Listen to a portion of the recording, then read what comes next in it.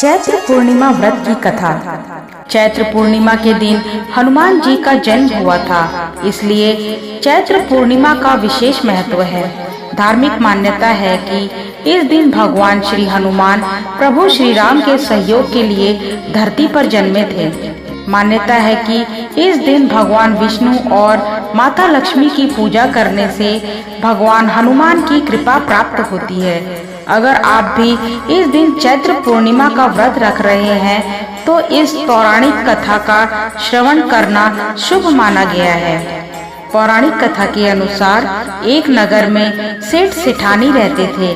सेठानी रोजाना भगवान श्री हरि विष्णु की पूजा भक्ति भाव से किया करती थी, लेकिन सेठानी का पूजा करना उसके पति को बिल्कुल पसंद नहीं था। इस कारण एक दिन सेठ ने उसे घर से निकाल दिया। सेठानी घर से निकलकर जंगल की ओर चल दी। रास्ते में सेठानी ने देखा कि जंगल में 4 आदमी मिट्टी खोद रहे हैं। ये देखकर सेठानी उस आदमी के पास गई और उन लोगों से कहा, आप मुझे किसी काम पर रख ले। सेठानी के ऐसा कहने पर चारों आदमी ने उसे नौकरी पर रख लिया। चूँकि सेठानी बहुत ही कोमल थी, इस वजह से उसके हाथ पर छाले पड़ गए। यह देखकर चारों आदमी ने सेठानी से कहा कि तुम यह काम छोड़ दो, तुम किसी अच्छे घर की लगती हो, इसकी जगह तुम हमारे घर का काम कर दो। सेठानी ने कहा, ठीक है। तब वह चारों आदमी सेठानी को अपने घर ले गए। वहाँ वह चारों आदमी 4 मुट्ठी चावल लाते थे और उसे आपस में बांटकर खा लेते थे। यह देखकर सेठानी को बड़ा बुरा लगा। अगले दिन सेठानी ने चारों आदमी से कहा, सुनो भाई, तुम कल से 4 मुट्ठी की जगह 8 मुट्ठी चावल लेकर आना। सेठानी की बात मानकर चारों आदमी 8 मुट्ठी चावल लाए। इन चावलों को सेठानी ने भोजन बनाया और भगवान विष्णु को भोग लगाकर सभी आदमियों को परोस दिया। इस बार चारों आदमियों को भोजन बहुत स्वादिष्ट लगा और सेठानी से खाने की तारीफ करते हुए इसका राज पूछा। तो सेठानी ने कहा कि ये भोजन भगवान विष्णु का जूठा है, इसी वजह से ये आपको स्वादिष्ट लग रहा है। उधर सेठानी के जाने के बाद से सेठ भूखा रहने लगा।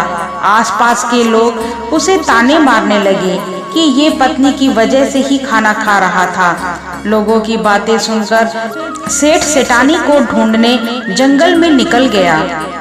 रास्ते में उसे वही 4 आदमी मिट्टी खोदते हुए दिखाई दिए। सेठ ने उन्हें कहा कि तुम मुझे काम पर रख लो। तब चारों आदमी ने उसे भी काम पर रख लिया, लेकिन सेठानी की तरह मिट्टी खोदने से सेठ के हाथों में भी छाले पड़ गए। ये देखकर उन्होंने सेठ को भी घर का काम करने की सलाह दी। सेठ भी उनकी बात मानकर उनके घर चल दिया। घर पहुंचकर सेठ ने सेठानी को पहचान लिया, लेकिन सेठानी घूंघट में होने के कारण सेठ को पहचान नहीं पाई। हर दिन की तरह इस बार भी सेठानी ने भगवान विष्णु को भोग लगाकर सभी को खाना परोस दिया।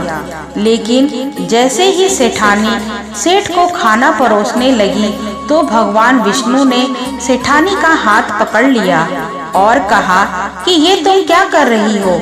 सेठानी बोली, मैं कुछ नहीं कर रही, मैं तो भोजन परोस रही हूँ।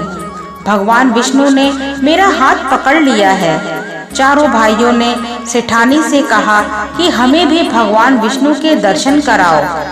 सेठानी के अनुरोध करने पर भगवान विष्णु उन सभी के सामने प्रकट हो गए। ये देख सेठ ने सेठानी से क्षमा मांगी और उसे हाथ पकड़कर चलने को कहा।